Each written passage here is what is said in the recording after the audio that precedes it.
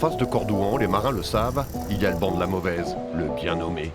Remous, déferlante, courant contraire, pas bon de traîner dans le coin et ça ne date pas d'hier. C'est à ça que sert le phare de la Coubre. C'est le plus haut de la côte charentaise, 64 mètres. Et les clés, c'est Damien Jousmet qui les a. Grâce à lui, nous allons grimper là où généralement, personne d'autre ne grimpe.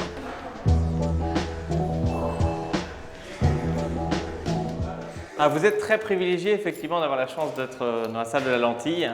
Voilà, compte tenu de l'importance maritime, effectivement, on comprend pourquoi tous les visiteurs ne peuvent pas y accéder. Il y a quand même une mission maritime très importante des phares et balises, d'où l'intérêt de préserver cet endroit et surtout son fonctionnement.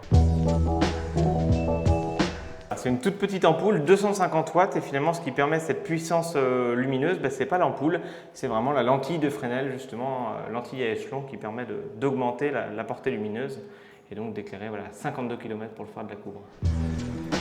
Nous sommes toujours accompagnés de Pierre Cordier, gardien de Cordouan.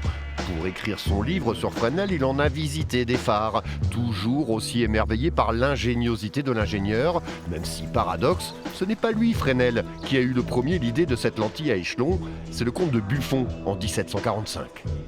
Fresnel, c'est un ingénieur et son travail, lui, ça a été de mettre au point ou de faire fabriquer la lentille parce que cette idée de lentille à échelon, elle existait déjà avant.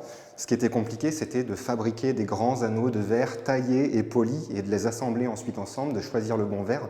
Et ça a été le travail de Fresnel. De santé fragile, Fresnel ne verra que 2 de ses lentilles en fonctionnement, Cordouan et Dunkerque. Il meurt à 39 ans en 1827, une lumière s'est éteinte, mais des milliers d'autres vont illuminer les mers du globe. On dirait presque qu'il est un geek. Ce qui l'intéressait, c'était la science, quoi. Il a consacré sa vie à la science. Il avait très peu de relations sociales, très peu d'amis apparemment, pas de compagne connue. C'est vraiment une vie assez courte mais dévouée à la science. Et 200 ans plus tard, tous les marins du monde lui en sont reconnaissants.